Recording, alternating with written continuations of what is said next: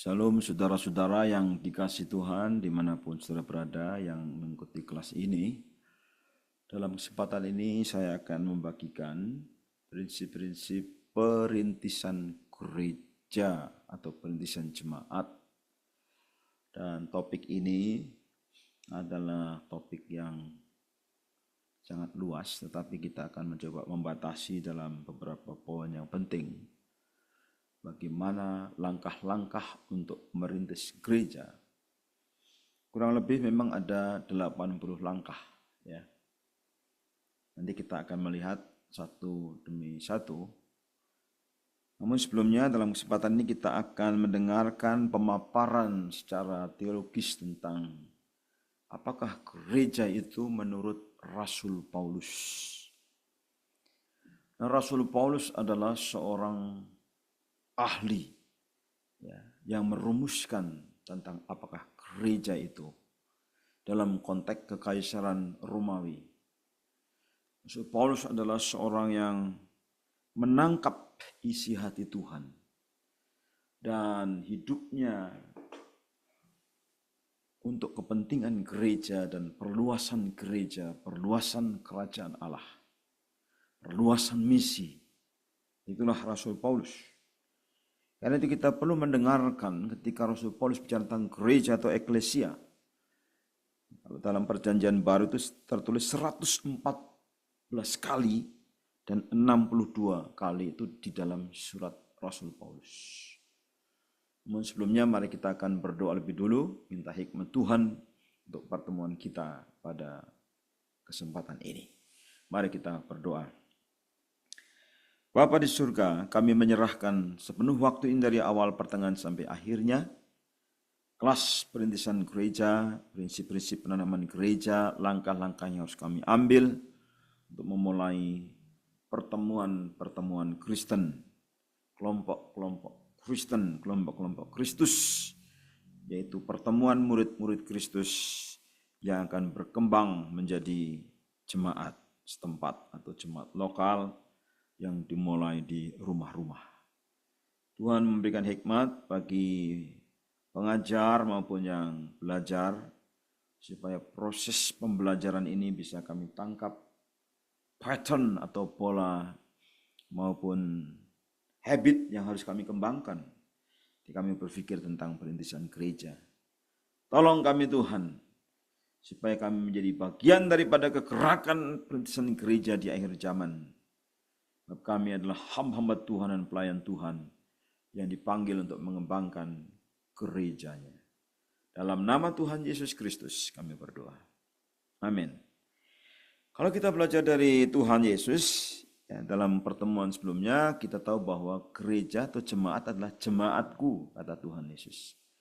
Yang membangun adalah Tuhan Yesus sendiri, yaitu membangun lewat karyanya, yaitu karya keselamatan. Melalui pengorbanannya itulah gereja dibangun. Ya, dia mendirikan jemaat dan alam maut tidak berkuasa karena dia yang membangun sudah mengalahkan kematian, sudah mengalahkan maut. Itulah Tuhan kita Yesus Kristus. Dan ketika Tuhan Yesus Kristus naik ke surga, apa yang terjadi? Dia memberikan perintah kepada murid-muridnya. Sebelumnya memberikan jaminan bahwa otoritas surga dan bumi ada dalam tangan Tuhan Yesus. Dia berkuasa atas surga dan bumi. Dia memberikan perintah kepada murid-murid yang kemudian menjadi rasulnya itu untuk pergi memberitakan Injil kepada segala bangsa. Menarik sekali bahwa kalau awal mula pelayanan Yesus itu untuk suku-suku Israel atau orang Yahudi, tapi kemudian dalam amanat agung ini kita bisa melihat bahwa Injil untuk segala bangsa, for all the nation. Ini yang sangat penting. Bahwa Injil itu diberitakan ke segala bangsa. Jadikanlah semua bangsa murid Tuhan Yesus. Saudara, dan salah satu rasul yang terakhir, boleh dikatakan, sudah 12 rasul dipilih adalah Rasul Paulus. Dalam konteks perjanjian baru, saudara, dia adalah rasul yang sejajar dengan Petrus. Kalau Petrus adalah rasul untuk orang-orang Yahudi, maka Paulus adalah rasul-rasul untuk orang-orang non-Yahudi. Dan saudara tahu bahwa Rasul Paulus ini menunjukkan gairah dan semangat yang luar biasa untuk melayani dalam pekerjaan misi. Dia berkeliling dari kota ke kota, dari pulau ke pulau, dari daerah ke daerah, tempat yang sangat jauh, sampai ujung bumi. Artinya seluruh kekaisaran Romawi dijelajahinya beberapa kali untuk dia memberitakan Injil dan mendirikan gereja di kota-kota. Kalau berbicara tentang jemaat lokal atau gereja eklesia, yang pertama memang Paulus berbicara tentang jemaat lokal. Kalau berbicara tentang eklesia atau jemaat, yang pertama jemaat lokal atau jemaat setempat. Artinya jemaat di sebuah kota. Di sebuah kota ada jemaat, itulah jemaat setempat, jemaat lokal. Kota Tesalonika, kota Roma, kota Efesus, kota Filipi, kota Korintus, kota-kota yang lain yang ada di Kekaisaran Romawi di mana gereja berdiri. Dan hari-hari ini saudara, gereja setempat atau gereja di kota-kota sudah berkembang di kota-kota di seluruh dunia. Dan saya yakin gereja ada di kota saudara. Jemaat ada di kota saudara. Orang-orang Kristen ada di kota saudara. Haleluya. Dan saudara, dalam pelayanan kepada jemaat setempat ini, Rasul Paulus tidak pernah sendiri. Dia punya tim apostolik, tim kerasulan namanya Silvanus, Timotius, Titus, dan seterusnya. Lukas, Markus, dan seterusnya. Banyak, saudara. Timnya Epaphroditus, ya kan? Itu timnya dia. Junias, dan seterusnya. Ada banyak nama-nama yang disebut Rasul Paulus sebagai tim pelayannya. Tapi dia juga punya orang-orang setempat yang kemudian menjadi penatua-penatua jemaat, yang menjadi diaken-diaken, itulah gereja setempat. Saudaraku yang dikasih oleh Tuhan, gereja setempat adalah kumpulan orang-orang yang percaya in Christ, percaya dalam Kristus, en Kristo.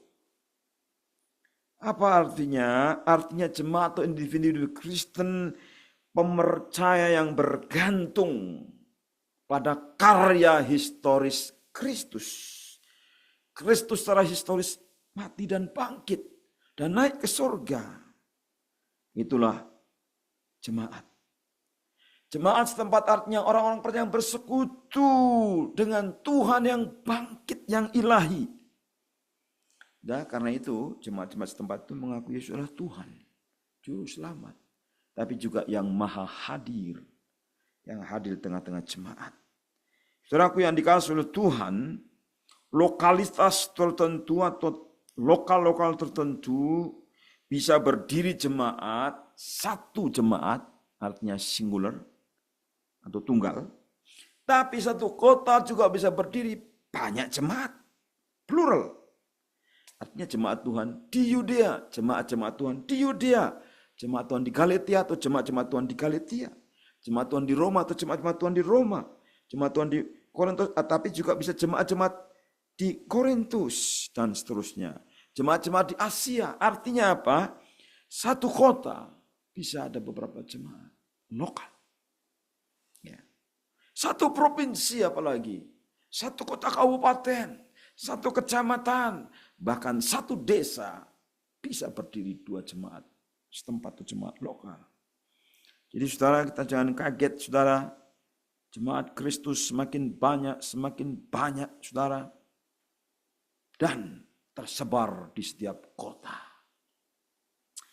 Saudaraku yang dikasih oleh Tuhan, kalau kita bicara tentang jemaat lokal, maka diekspresikan sebagai jemaat milik dia. Milik siapa? Apakah jemaat itu milik gembalanya? Bukan. Apakah jemaat itu milik sinode? Bisa iya, bisa bukan. Ya. Milik siapa? Tapi Alkitab dengan jelas menurut Rasul Paulus, jemaat itu milik Kristus. Jemaat itu adalah milik Tuhan. Yang menciptakan jemaat adalah Tuhan Yesus sendiri. Itulah jemaat setempat.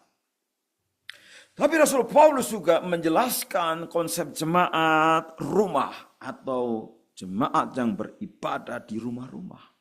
Eklesia yang menggambarkan sebagai gereja rumah atau houses churches. home churches. Artinya pertemuan di rumah-rumah. Saudara, dalam kitab Filemon, Kisah Rasul, Roma pasal 16, itu jemaat berkumpul di rumah. Rasul Paulus juga mengajar jemaat di rumah-rumah. Dalam Kisah Rasul 20 ayat 20. Dan yang ketiga adalah jemaat dalam arti jemaat universal atau the body of Christ, ya, tubuh Kristus. Dalam konsepnya Rasul Paulus, jemaat sebagai tubuh Kristus, saudara, terdapat dalam kitab Efesus dan kitab Kolose, saudara. Tubuh Kristus itu artinya setiap orang percaya sepanjang masa, sepanjang abad, dari zaman dulu zaman sekarang, yang percaya kepada Tuhan Yesus Kristus sebagai Tuhan Juru Selamat, yang percaya kepada Tuhan Yesus sungguh-sungguh, itulah jemaat sebagai the body of Christ, yaitu tubuh Kristus. Dan yang terakhir jemaat di surga, artinya menurut Rasul Paulus, eklesia ini adalah eklesia dalam arti eskatologis. Eklesia dalam arti apa? Jemaat yang diangkat, yang dimuliakan, yang ada bersama dengan Kristus di surga.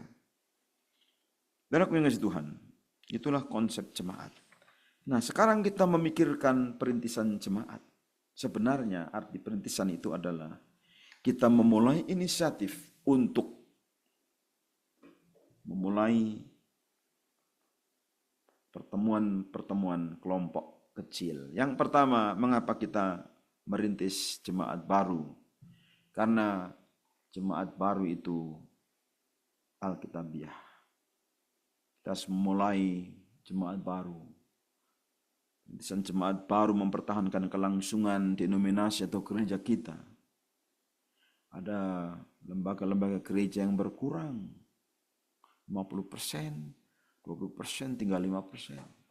Dan kita harus memulai yang baru lagi supaya ada generasi baru, pemimpin baru, mensimbolisasi gereja yang sudah ada supaya berkembang.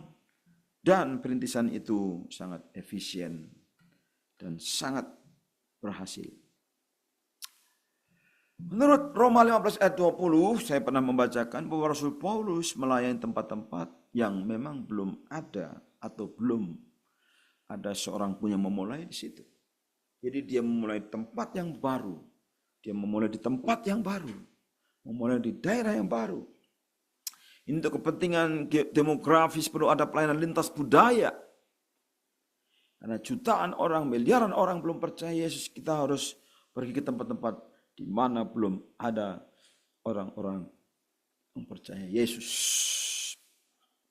Dan secara praktisnya menurut para pakar, pertumbuhan gereja ini adalah metode penginjilan yang paling efektif. Setiap generasi harus diinjili, banyak domba-domba hilang tersesat harus dicari, gembalakan. Dan ada 6 alasan empiris untuk gereja baru. Yang pertama, gereja baru adalah kunci kebangunan rohani. Gereja-gereja baru bertumbuh lebih baik dibandingkan dengan gereja lama. Gereja-gereja baru menyediakan lebih banyak pilihan bagi orang-orang yang tidak bergereja. Mungkin orang akan memilih gereja yang di dekat rumah mereka, di komplek mereka. Ya, jadi tidak terlalu jauh. Gereja-gereja baru biasanya dibutuhkan, yang tadi saya maksud, misalnya ada komplek baru, daerah baru, di situ butuh gereja. Karena orang Kristennya sudah ada, sehingga dikumpulkan saja. Gereja baru membantu denominasi gereja tetap hidup, dan membantu memenuhi orang-orang Kristen yang memang sudah ada di daerah itu. Dalam Matius 9 ayat 37-38, Yesus mengajarkan kita untuk berdoa agar Tuhan mengirim lebih banyak, ya bukan lebih sedikit, pekerja-pekerja di ladang Tuhan. Next, berikutnya. Ya. Jadi, kita minta Tuhan, kirimkan lebih banyak, penuhi. Dan saudara sekalian yang mendengarkan apa yang saya sampaikan ini, saudara adalah penuhi. Pekerja-pekerja ladang Tuhan, kita harus masuk dalam rencana Tuhan untuk merintis jemaat yang baru. Seorang pakar pertumbuhan gereja namanya Donald McGovern mengatakan domba yang diberi makan dengan baik tidak dapat dicuri. Seorang yang bernama Robert Schuller, dia mengatakan jika Anda gagal membuat rencana, Anda sedang merencanakan untuk gagal. Artinya dalam bagian berikut ini kita akan berbicara tentang bagaimana kita menjadi pekerja-pekerja Tuhan yang siap memberi makan bagi domba-domba. Kita adalah calon-calon gembala, pemimpin gereja setempat yang siap memberi makan bagi domba-domba. Sebelum sampai ke sana kita harus berpikir strategis bagaimana merencanakan pelayanan. Aspek rohani dalam perencanaan perintisan gereja yang pertama merencanakan sebuah pelayanan doa. Jadi saudara, ini doa itu penting sekali. 16 tahun, ya, 18 tahun, mau 19 tahun saya merintis gereja dan tidak pernah tidak berdoa. Doa itu sangat penting sekali. Doa itu sangat penting sekali untuk merintis sebuah gereja. Lebih banyak yang berdoa, lebih bagus. Mulai dari pemimpin yang berdoa. Ya, bisa 2 orang, 3 orang, ya, mungkin 7 orang berdoa. Dan kembangkan kelompok doa. Semua orang digerakkan untuk berdoa dalam kelompok-kelompok kecil, juga di gereja, saudara. Dan rekrut pendoa syafaat. Orang-orang yang berdoa syafaat untuk pelayanan kita. Ya. Dan juga praktekkan doa peperangan rohani. Perlengkapan senjata Allah kita seperti tentara, the warrior of God. Punya ketopong, punya perisai, punya pedang, punya baju jira, punya ikat pinggang, punya kasut, atau sepatu tentara, saudara. Itu peperangan rohani, ya. Dan itu penting sekali. Peperangan rohani itu penting sekali untuk kita lakukan. Perangi, ya, dengan senjata Allah, dengan iman, dengan firman Allah, dengan kasut kerelaan, kebenaran, keadilan, keselamatan. Terus beritakan keselamatan, beritakan Injil. Itulah peperangan rohani kita. Dan di samping hal spiritual juga ada aspek yang bersifat teknis, saudara. Ini profil, ya, atau karakteristik seorang penanam gereja atau perintis gereja, saudara, ya. Yang pertama, seorang pekerja Kristen yang berkomitmen. Kita tidak bisa menjadi perintis gereja kalau kita nggak komitmen. Komitmen itu artinya kita tetap teguh, setia, bahwa saya mau merintis gereja. Saudara, bukan berarti saya tidak pernah gagal. Saya pernah gagal merintis gereja, ya. Tapi saya tidak menyerah. Saya tetap berkomitmen untuk merintis gereja. Ya, karena kita itu juga banyak keterbatasan, ya, dalam banyak hal. Ada teman saya, ya, tim, ya, semangat sekali merintis gereja, akhirnya tidak berhasil, saudara, ya. Sampai hari ini, dan nggak tahu saya mereka ada di mana, ya. Dulu mereka giat sekali, sekarang nggak ada suaranya lagi. Bisa terjadi demikian. Karena ini ibaratnya bukan lari cepat 100 meter, tapi lari maraton. Kita berkomitmen. Seorang perintis gereja atau penanam gereja adalah seorang yang berinisiatif. Nggak boleh malas, saudara, ya. Tetapi berinisiatif, harus maju, melakukan sesuatu. Memikirkan, mendoakan, memikirkan, dan melakukan. Itulah seorang yang berinisiatif. Tapi juga adalah seorang yang mau bertahan dalam kesepian. Tidak ada orang membantu dari kanan, dari kiri. Tidak ada yang membantu, ya. Tidak ada dukungan. Awal pelayanan kami, saudara, awalnya dukungan, kemudian dukungannya tidak ada. Kemudian nggak ada dukungan sama sekali. Saudara, kita harus berjuang bagaimana bertahan dalam kesepian. Tuhan, tolong saya. Ya, setelah kita berdoa seperti itu, nanti Tuhan akan nolong dan berikan tim namanya. Dapat beradaptasi, ya, fleksibel, ya. Dalam penanaman gereja itu fleksibel, beradaptasi dengan keadaan lingkungan. Kadang-kadang lingkungan yang baru, tempat yang baru. Kami berpindah-pindah sampai 7 kali, mungkin sampai 9 kali. Tapi kami tidak menyerah. Terus beradaptasi dengan apa? Tempat-tempat yang baru, keadaan yang baru, situasi yang baru.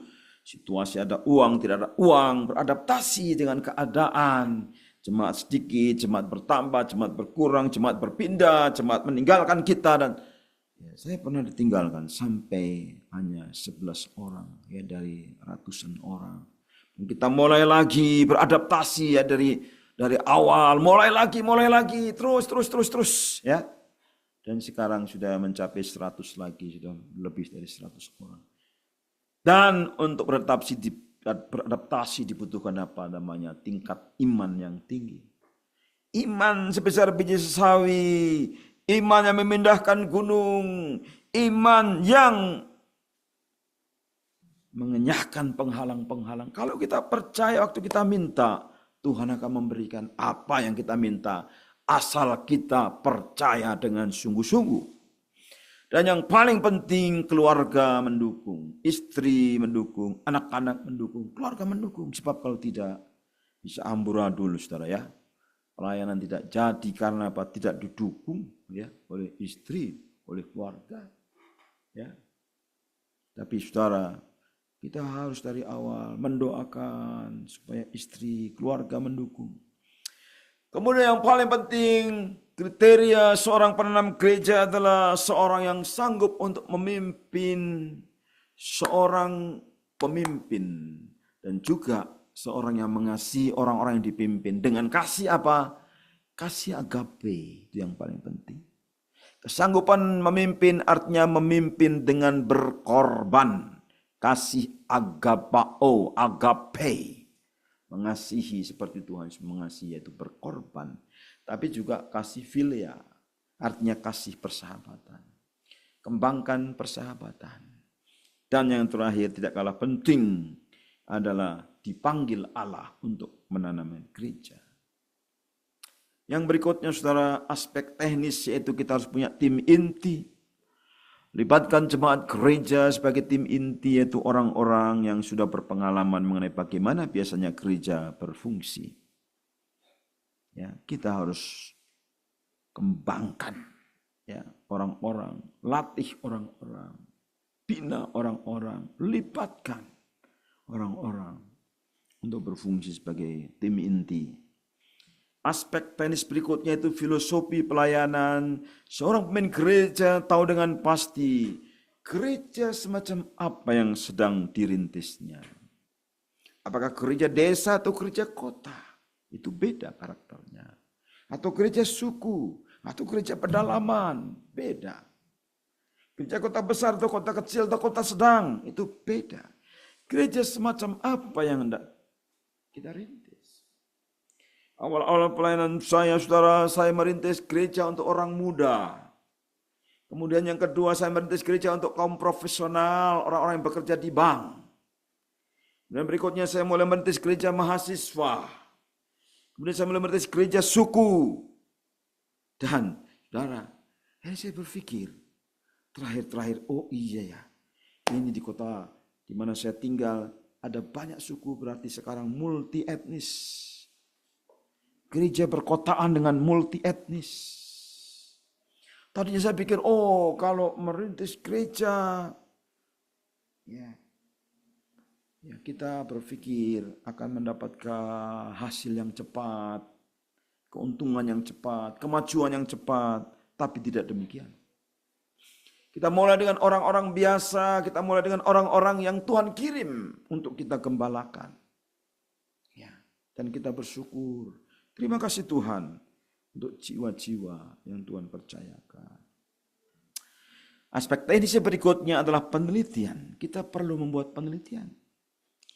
Tapi fakta-fakta yang relevan, membuat keputusan-keputusan yang tepat, melihat gereja baru dimulai dengan cara yang terbaik.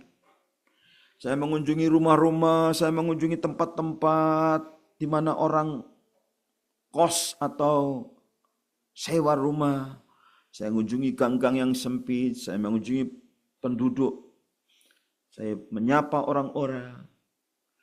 Dan awal-awal pelayanan saya melayani di rumah-rumah, dan saya ketemu dengan RT, dengan RW, dengan lurah, dengan camat bahkan saya ketemu.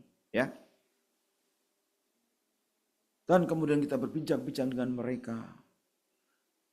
Ya, itu penelitian itu penting sekali, penelitian demografis, penelitian tentang tempat, bagaimana situasi dan lingkungan, adaptasi. Penting sekali, saudara.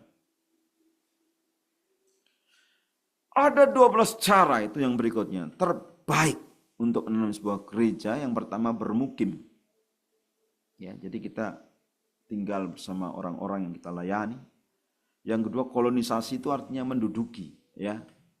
Jadi sengaja pergi ke sebuah tempat, menduduki tempat itu. Dan menjadi orang tua tanpa disengaja, ya. Artinya ya ada gereja yang sedang dirintis, ya kan. Tapi belum jadi, ya kita bimbing, ya kan. Supaya jadi. Mungkin ada banyak gereja-gereja kecil-kecil yang baru dirintis.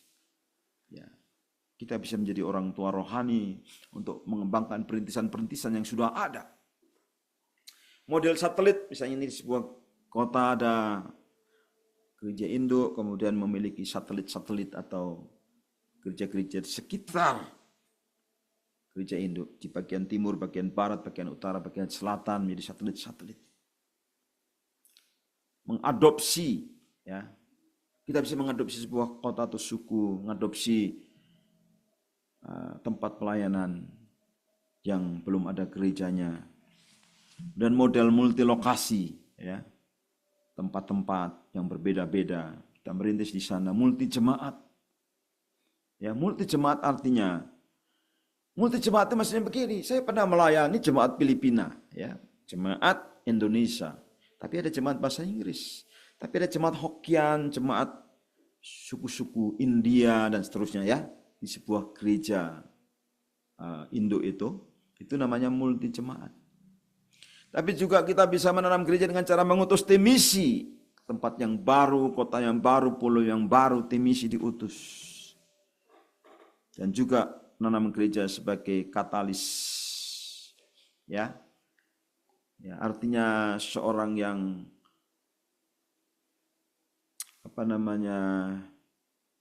memberi fasilitas, memfasilitasi, mengumpulkan orang-orang untuk menanam gereja, memfasilitasi, mendukung, ya, mempertemukan, memimpin, gitu ya, itu sebagai seorang katalisator. Tapi juga misalnya saya sebagai gembala pendiri, ya, senior pastor, saya punya keuangan yang bagus, maka saya bisa mengutus orang-orang di gereja yang saya gembalakan itu untuk merintis di kota-kota yang baru, ya.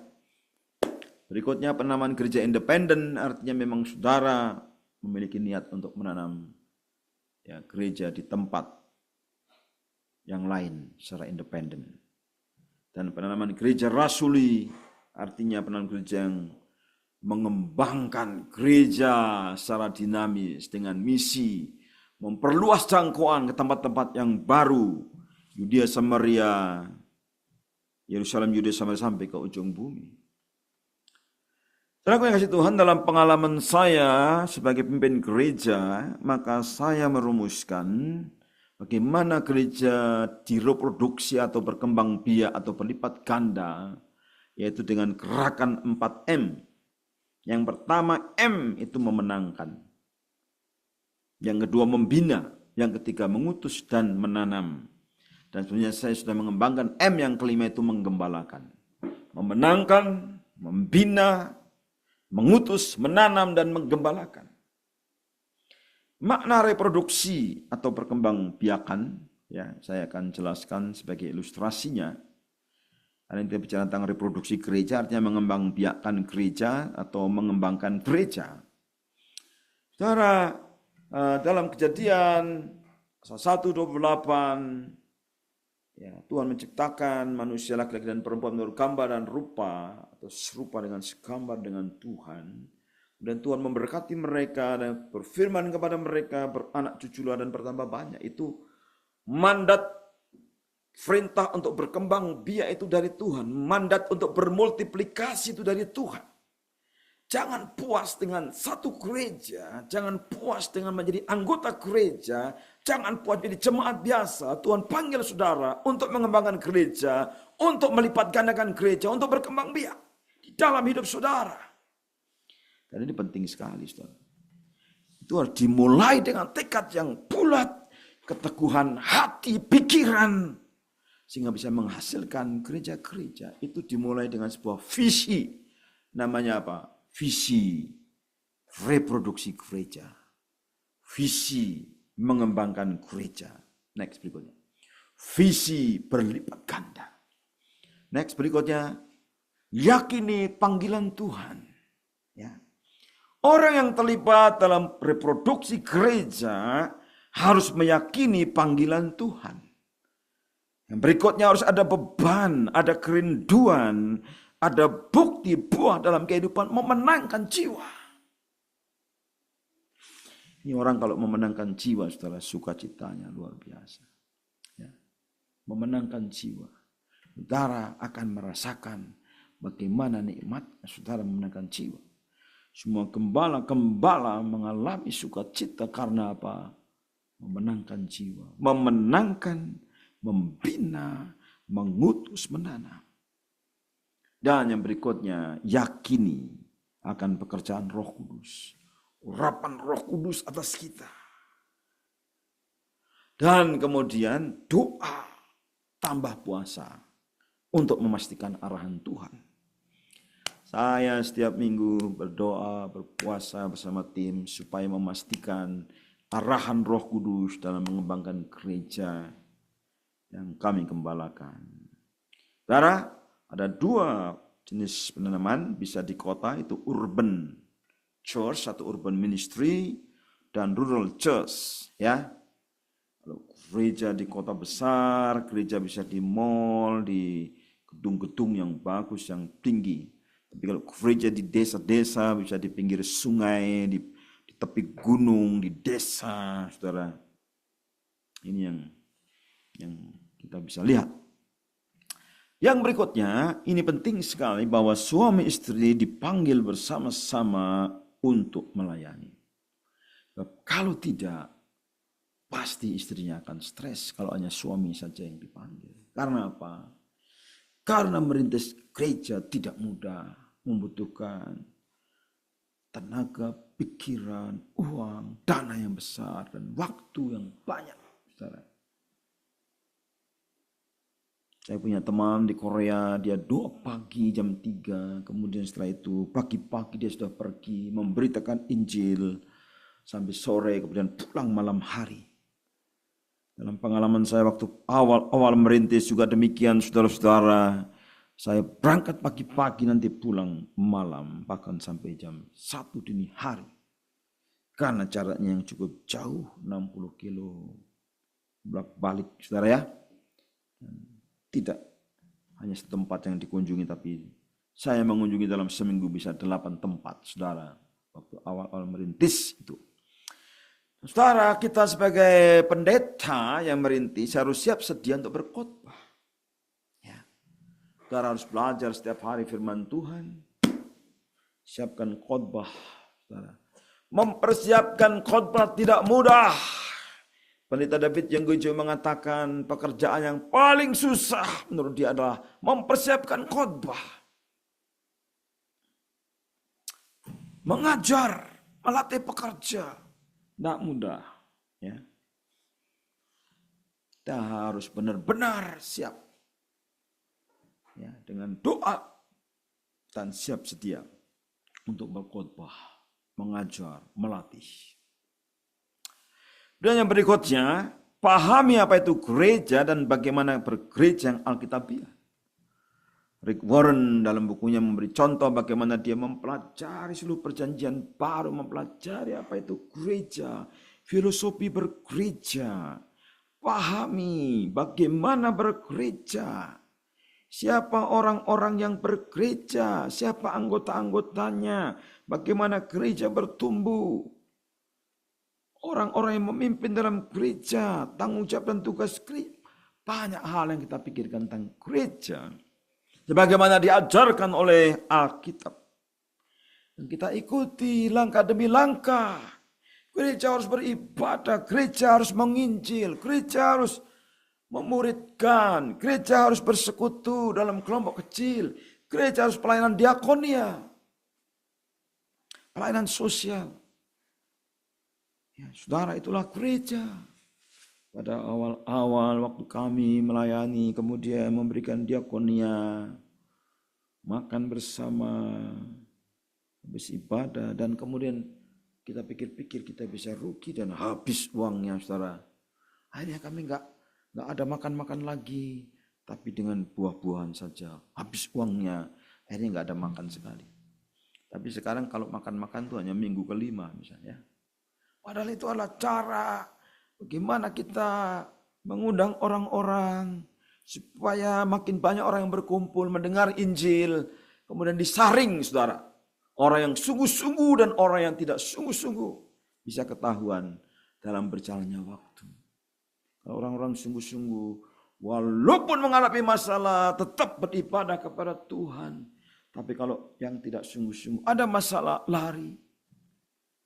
Ada seorang yang lari dari gereja kami.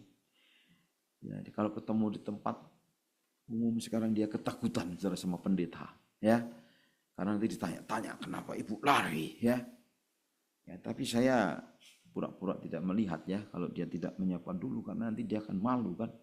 Dia sudah meninggalkan gereja. Tapi suatu kejadian pernah terjadi ya. Saya khotbah di gereja lain, saudara. Itu banyak anggota gereja kami dulu ya ternyata beribadah di sana dan saya berkhotbah. Kemudian saya bilang sama pendetanya itu, puji Tuhan ya. Dulu jemaat-jemaat yang saya layani itu sekarang menjadi anggotamu. Karena pendetanya teman saya. Saudara, ingin saya tekankan di sini pahami apa itu gereja, bagaimana bergereja secara alkitabiah. Miliki pelayanan, filsafat pelayanan yang alkitabiah. Jangka panjangnya, jangka pendeknya, rencanakan, organisasikan, putuskan, lakukan, kontrol, miliki strategi yang jelas dan menyeluruh. Kami ada program tahunan, ada 5 tahunan, tapi juga kami sudah melihat sampai 30 tahun. Memang yang kami canangkan sangat besar. Tapi itulah namanya filosofi pelayanan. Kita harus berpikir yang besar, berpikir yang jauh. Kita harus memikirkan jemaat-jemaat masa depannya seperti apa. Harus bagaimana di masa depan. Ya, kami melayani pelayanan urban, banyak yang nggak punya rumah, banyak yang nggak punya pekerjaan, banyak yang tidak bisa sekolah. Bagaimana kita pikirkan jangka pendeknya? Kita atur organisasinya, kita rapat, kita putuskan, kita lakukan, kita awasi sepanjang tahun jadwal-jadwal pelayanannya, apa orang melakukan apa, kapan, di mana, dan seterusnya. Jadi harus ada strategi yang jelas dan menyeluruh. Dan saudara kasih Tuhan, saya yakin saudara tertarik untuk menanam gereja karena saudara di kelas ini. Dan sebelum saudara menanam gereja, hari ini saudara harus menentukan apakah saudara mau melayani kota atau desa. Harus didoakan supaya melayani tempat yang tepat. Next berikutnya. Desa atau kota. Saya ada di kelas misi bersama masing-masing kemudian saya tanya, di kelas. Coba saudara pikirkan mulai sekarang, doakan. Mau melayani di kota atau di desa atau di pedalaman. Kota kecil atau kota besar. Saya minta supaya mereka mendoakan. Dan saya selalu meminta mereka juga untuk mendoakan calon istri atau calon suami. Supaya tepat dan bisa bersama-sama pelayanan. Saudara, milikilah sikap yang positif dalam pelayanan, di dalam penggembalaan, di dalam awal yaitu perintisan, pelayan penggembalaan, waktu memberitakan Injil, waktu menyebarkan Injil, kita memenangkan jiwa-jiwa, waktu membina atau mengutus, kita perlu sikap yang positif, waktu menanam, waktu menggembalakan, kita perlu sikap yang positif. Kita adalah anak-anak raja, Bapakku kaya, Bapakku mulia, Allahku akan mengenapkan segala hal, mencukupkan segala hal yang menjadi keperluanku menurut kekayaan dan kemuliaannya dalam Yesus Kristus. Kita hidup dalam kuasa roh, minta pimpinan Roh Kudus, minta dipenuhi Roh Kudus, minta diurapi Roh Kudus. Pimpin saya Tuhan. Pelayanan kita, saudara, menjadi positif. Jangan sedikit-sedikit mengeluh, sedikit-sedikit bersungut-sungut, sedikit-sedikit tidak ada ucapan syukur dan memberontak, berbahaya. Pelayanan harus sikap positif. Apapun yang terjadi, saya adalah anak raja. Saya dipimpin Roh Allah. Saya tidak sendirian, saya dapat hikmat dari Tuhan. Saudara, mukjizat terjadi kalau kita percaya kepada kuasa Roh Kudus. Karena Roh Kudus adalah Roh Allah sendiri yang memberi daya, kuasa, dan kuasa untuk melayani. Saudara, peran kita dalam perintisan jemaat adalah sebagai pemimpin. Ada adagium yang kuno mengatakan, segala suatu jatuh atau bangun bergantung pada pemimpin. Arnold Toynbee mengatakan demikian. Ini adalah seorang sejarawan yang menulis buku berseri-seri tentang sejarah dunia ini. John Maxwell, guru, pakar dalam pembinaan juga sering mengutip pernyataan ini. Bahwa segala suatu jatuh atau bangun bergantung pada pemimpin. Anda adalah pemimpin. Yaitu Anda harus kuat. Anda harus sangat kuat. Karena apa? Segala satu jatuh dan bangun bersama dengan pemimpin. Saudara, kita akan kuat kalau kita berjalan bersama dengan Tuhan. Doa, hikmat, kasih. Ya, doa itu sangat penting sekali. Doa adalah nafas kehidupan orang yang percaya. Doa adalah kehidupan itu sendiri. Doa Bapa kami. Penyembahan, permohonan, perluasan kerajaan Allah, doa peperangan rohani, doa pengampunan, doa pujian kepada Tuhan. Doa. Kalau kita berdoa, Tuhan akan menjawab doa kita melampaui apa yang kita pikirkan, melampaui apa yang kita doakan. Doa. Itu artinya berjalan bersama dengan Tuhan, berdoa. Jalan bersama dengan Tuhan. Berdoa artinya berjalan bersama dengan Tuhan. Minta pimpinan Tuhan, minta hikmat Tuhan. Biar kasih Tuhan mengalir. Dalam pelayanan kita tidak mengandalkan manusia, kita tidak mengandalkan orang-orang di sekitar kita. Kita mengandalkan Tuhan. Asal kita mengasihi Tuhan dan mengasihi sesama dengan sungguh-sungguh, maka kita berjalan bersama dengan Tuhan. Ya saudara, ada hamba Tuhan yang marah sekali karena orang-orang yang tidak mau bertobat. Saudara, meskipun orang yang tidak mau bertobat tetap mengasihi. Ciri-ciri daripada gembala itu adalah seorang yang sabar. Sabar, panjang sabar. Saudara harus menetapkan bahwa sampai orang yang saudara layani ketemu Tuhan di surga, itu baru selesai pelayanan saudara. Sabar. Walaupun orangnya kadang-kadang juga bandel juga ya. Suka berontak juga ya. Tapi kita sabar, itulah kasih. Kasih itu makrutumia, sabar, long suffering. Saudara, Tuhan selalu berbicara ini. Jadi saya selalu menetapkan hati saya bahwa saya mengasihi Yesus. Tuhanlah gembala agungku, aku hanya gembala kecil. Aku hanya alat Tuhan saja. Tapi segala kemuliaan bagi Tuhan Yesus. Segala kemuliaan bagi Tuhan Yesus. Beri kemuliaan bagi Dia senantiasa. Kita adalah hamba Tuhan. Itu artinya berjalan bersama dengan Tuhan.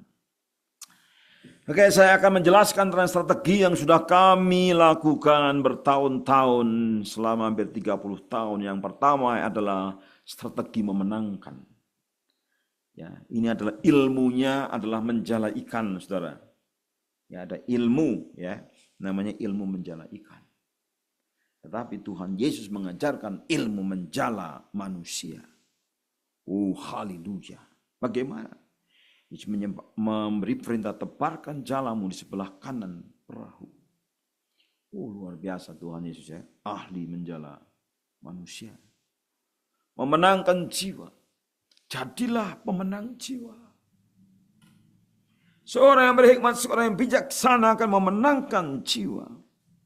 Seorang yang penuh kasih akan memenangkan jiwa. Seorang yang berdoa akan memenangkan jiwa. Seorang yang memberitakan Injil akan memenangkan jiwa. Ketemu dengan orang-orang di tempat di mana mereka berada. Tuh hari saya pergi ke tempat yang penuh dengan penjudi dan pemabuk. Saya masuk, kemudian saya hanya mencari satu orang untuk dimenangkan. Dan dia dimenangkan. Lalu dia dibaptis, kemudian saya sangat sedih sekali karena kemudian terjadi kekisruhan dalam rumah tangganya. Kemudian dia pergi ke luar kota. Dan saya tidak tahu sekarang, tapi tiba-tiba belum lama dia kembali lagi. Dan menghubungi saya, Pak, saya mau kembali ke gereja. Dan saya bilang silahkan kembali ke gereja kami. Saya beri alamatnya dan seterusnya. Cara menangkan jiwa. Orang-orang yang saudara pernah menangkan, ajak mereka. Bina mereka. Strategi yang kedua adalah membina. Membina orang untuk diutus. Melatih orang untuk diutus. Mendoakan orang untuk mengutus orang itu. Orang yang dibina dan dilatih. Diutus ke dalam ladang pelayanan. Dan pergi melakukan sesuatu seperti yang telah diajarkan, dilatihkan kepada orang-orang itu. Membina dan mengutus. Membina orang, mendoakan, melatih, mendoakan, pergi, mengutus. Dan menanam, saudara. Menanam 1, menanam 2, menanam 3.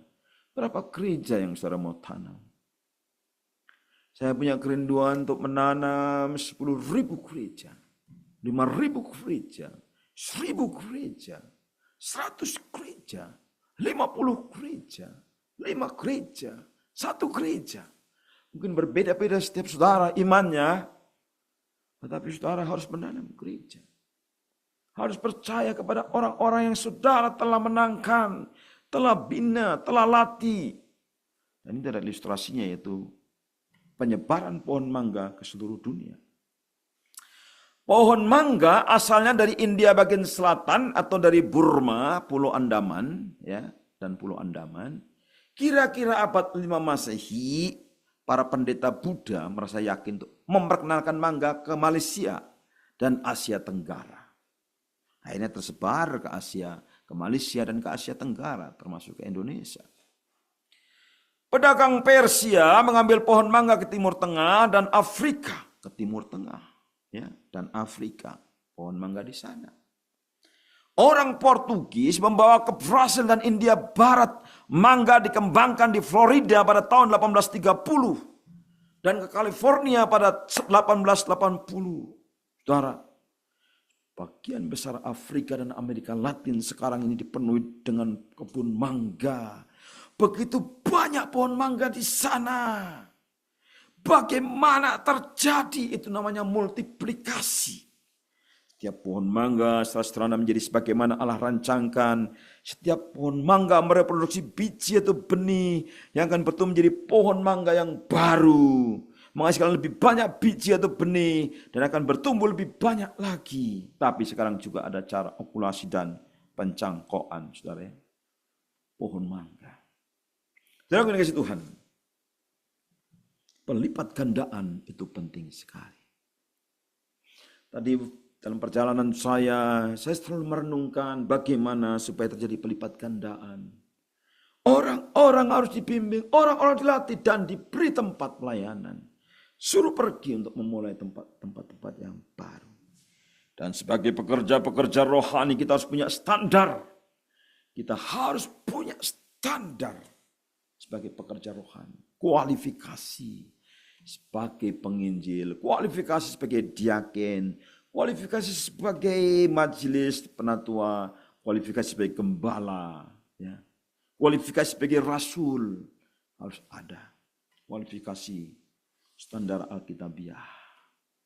Kita mau belajar dari orang-orang besar, kita mau belajar dari hamba Tuhan yang lain yang telah berhasil.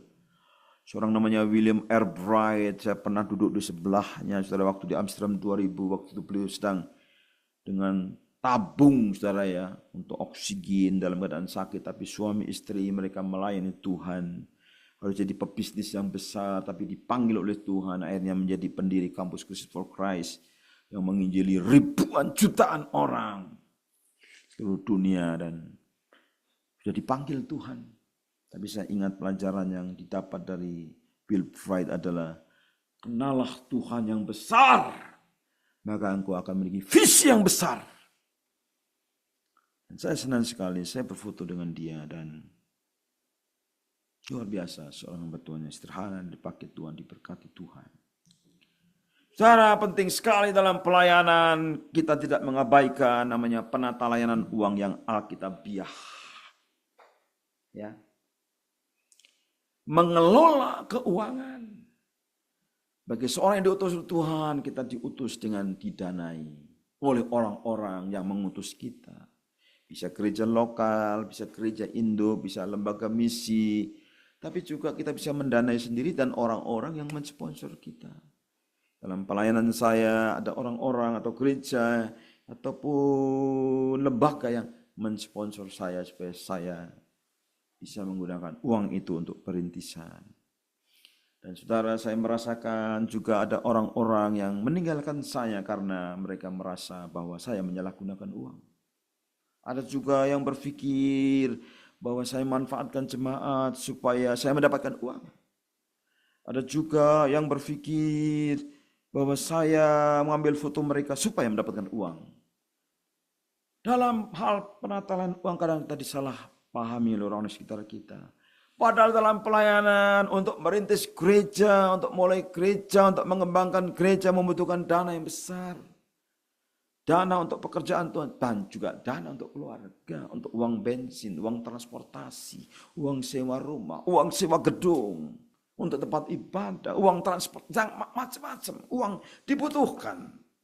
Karena itu kita harus mengelola uang dengan benar, dengan bertanggung jawab, dengan jujur kepada orang-orang yang memberi sponsor kepada kita. Memberikan ucapan terima kasih, dan kita harus membuktikan bahwa kita pelayanan sungguh-sungguh. Kita memberikan laporan secara berkala. Dan saya ingat nasihat seorang hamba Tuhan, pertama kali saya datang ke kota besar, hamba Tuhan itu mengatakan, kamu tidak boleh berhutang. Waduh, waktu itu saudara, saya sangat minim uangnya, 5.000 seminggu ya dari gereja, tapi tidak boleh berhutang. Puji Tuhan, saya tidak berhutang. Tuhan pelihara apa yang saya makan, minum, dan pakai. Ada orang yang kasih hadiah kasur, ada orang yang kasih hadiah selimut, ada orang yang kasih tempat tinggal, ada orang bahkan memberi biaya saya untuk potong rambut, saudara. Bayangkan, saudara, kalau uangnya 5.000, enggak potong rambut saya jadi panjang, saudara. Waktu awal-awal perintisan pelayanan di kota Bandung, aduh, teman saya bilang, kamu kayak Billy Graham, rambutnya panjang katanya.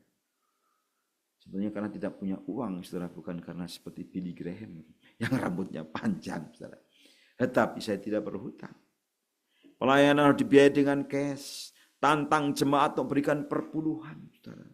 Ini tidak mudah. Kita sudah mengajarkan, sudah memberi contoh, tapi jemaat tetap tidak memberikan perpuluhan. Mungkin sampai sekarang hanya 20% memberikan persepuluhan.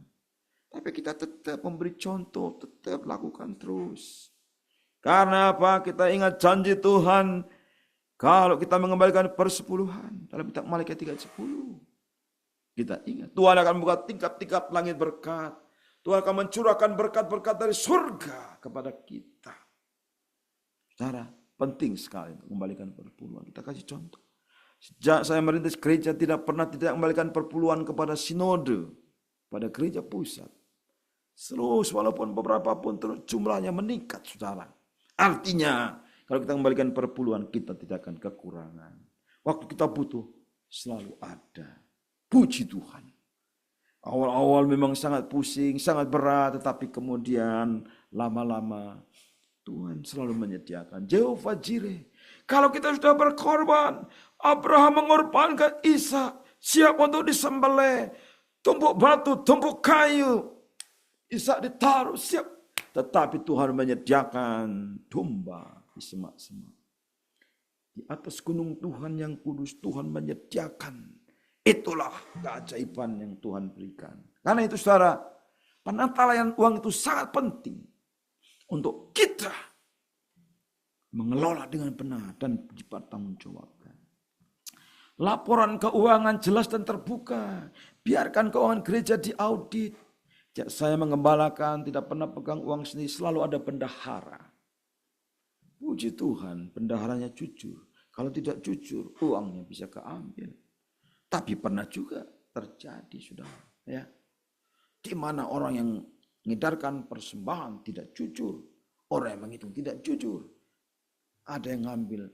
Saya tahu tapi saya maafkan, saudara. Kasihan. Sebab kalau tidak dia akan sangat rugi dalam hidupnya. Jadi saya tahu, saya ampuni dia. Dalam kasih Tuhan, tapi kita tetap laporkan keuangan. Jelas terbuka, biarkan keuangan gereja diaudit. Yang berikutnya, kita harus mengkampanyekan, mengkhotbahkan penata layanan. Minta komitmen dari jemaat untuk memberi di awal tahun. Memberi yang terbaik. Di awal tahun, saudara ya. Ada seorang pendeta bilang sama saya, Pak Yohanes, saya baru menghadiri sebuah gereja. Jemaatnya ditantang untuk memberi di awal tahun. Kemudian gereja mengumpulkan 600 juta.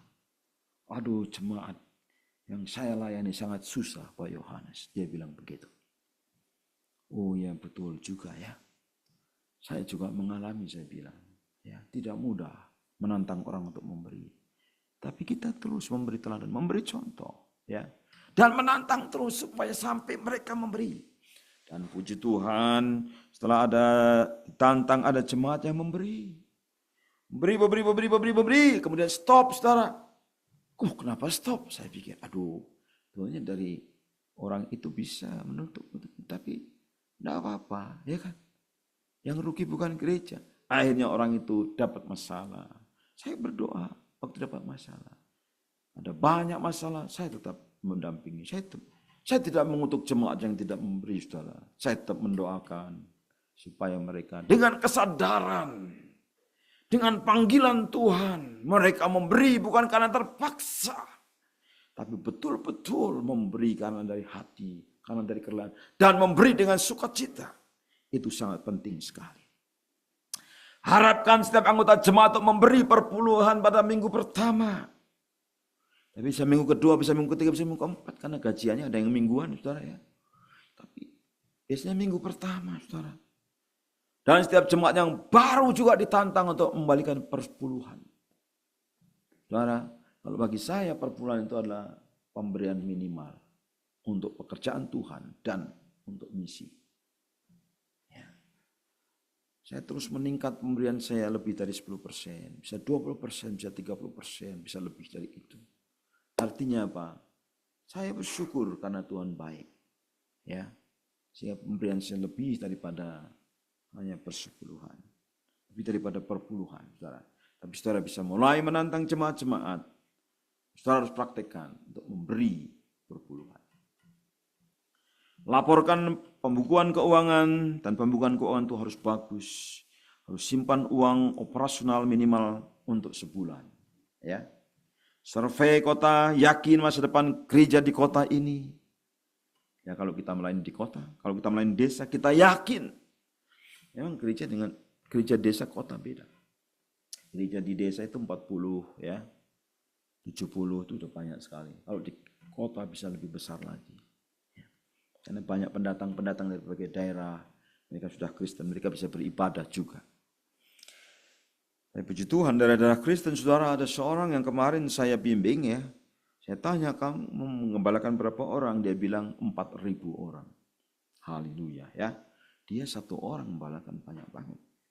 Tapi dia cerita bahwa banyak ya. Ya mungkin ibu yang ada di kelas ini ya, waktu itu cerita ya. Ada yang cerita banyak yang tidak hadir ke gereja juga ya. Saya pernah suatu hari menghadiri sebuah gereja anggotanya 10.000, kemudian saya tanya gembala seniornya yang hadir berapa ini? 40% rata-rata. Sampai 60%. Ya, tidak selalu 100%. Tapi kita yakin, ya kalau kita mengembalakan, kita merintis, yakin masa depan gereja di kota ini, Tuhan akan memberkati. Pilih untuk nama gereja, ya. Ya, dulu namanya gereja Sunda Mulia. Wow, karena kita visinya untuk orang-orang Sunda ya. Kemudian New Hope pengharapan baru. Kemudian komunitas pengharapan baru misalnya ya. Mungkin saudara pilih nama gereja New Life, hidup yang baru. Atau apa ya. Nama rohani, kemudian nama geografi. Bandung menggambarkan tujuan gereja, bahwa kita mau menggembalakan di Bandung kalau kami ya. Saudara menggembalakan di mana? Sesuai dengan kota. Artinya itu sebuah visi. Ya.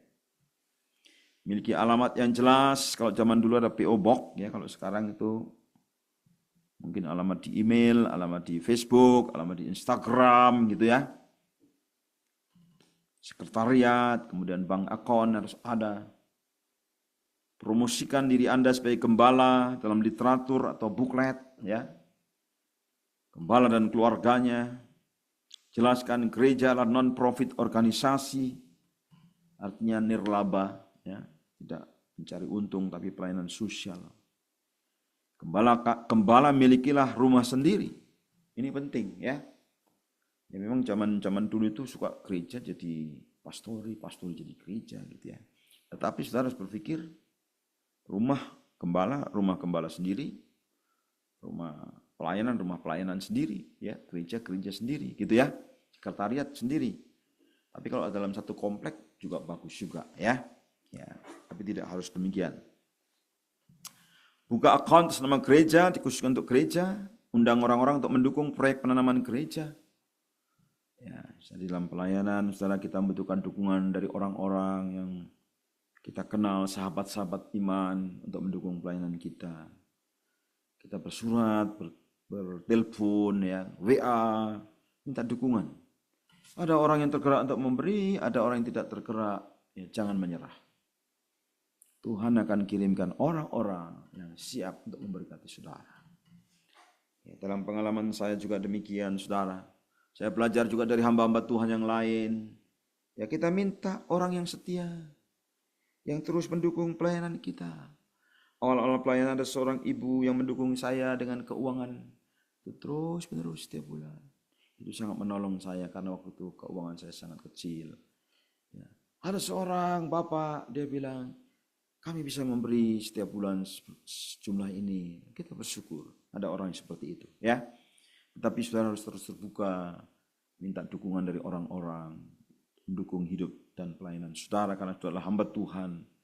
Ya, saya tidak pernah berbisnis atau berdagang, saya tidak pandai, tetapi saya percaya pemeliharaan Tuhan. Saya bisa mengajar dan Tuhan pelihara saya melalui saya bisa mengajar dan seterusnya. Dan saya bisa memimpin ya lembaga dan Tuhan berkati saya melalui lembaga yang saya pimpin. Dan itu dipakai terus untuk menyumbang bagi gereja yang sedang saya kembangkan. Dan saudara juga demikian ya. Berikan tanda terima untuk setiap persembahan, ucapkan terima kasih ya kepada orang-orang yang memberi persembahan. Aturan penggunaan uang yang pertama, jangan belanjakan uang lebih daripada yang masuk. Income harus terus naik sebanding dengan jumlah anggota. Dan itu betul. Makin banyak anggota, income-nya makin tinggi. Ya, saya ingat dulu jumlahnya berapa, sekarang makin tinggi. Dan setelah setahun, setiap tahun dihitung, meningkat terus. Artinya ada pertumbuhan gereja. Harus tahu berapa jumlah uang yang Anda miliki dalam bank, bayarkan setiap pengeluaran, jangan tunda-tunda. Budget dalam perintisan selama 3 bulan, misalnya biaya pindahan, DP untuk sewa, biaya telepon, perlengkapan lainnya, sewa rumah, sewa gedung untuk gereja, ya kan, mencetak brosur, koresponden, iklan, gaji pekerja, perlengkapan lainnya, ya. Ini proses dalam perintisan gereja. Yang pertama, minta dukungan keuangan, ya. Surat sertakan brosur gereja. Daftarkan gereja ke pemerintah. Gereja kita harus resmi di kota itu. Pemerintah mengakui, organisasi kita jelas, akta notaris dan sebagainya jelas. Kontak teman-teman di kota tempat perintisan. Kumpulkan orang-orang dan seterusnya. Makin banyak orang dikumpulkan makin bagus. Dan kita setiap gereja lokal ada anggaran dasar, anggaran rumah tangga, tata tertib gereja, tata tertib gereja, tata laksana gereja, ikuti. Ya. Daftarkan anggota baru, kirimkan newsletter untuk anggota baru. undang untuk terus beribadah. Kita harus selalu welcome untuk anggota-anggota baru. Buat newsletter, tetapkan goal dalam pelayanan, kunjungan, daftar orang baru, jumlah kehadiran dari orang yang dimenangkan melalui kunjungan, jumlah petobat, jumlah anggota resmi, semua diadministrasi. Ya, 50 orang hadir dalam ibadah, ya pertama-tama. Jumlah orang yang dibaptis pertama kali, peresmian pembukaan gereja, jumlah persembahan yang diterima minimal 100.000 per anggota.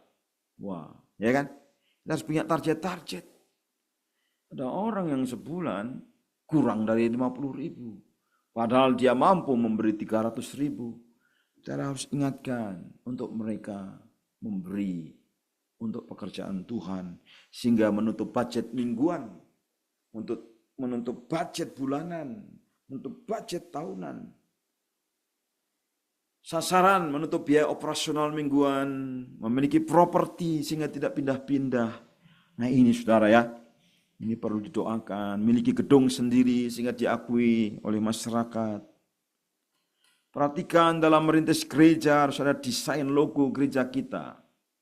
Memiliki slogan, misalnya slogannya, menjadi jemaat yang hidup dalam kasih Kristus, menjadi jemaat yang memiliki pengharapan baru dalam Yesus, menjadi jemaat yang menang, menjadi jemaat yang penuh Roh Kudus, memiliki slogan, ya.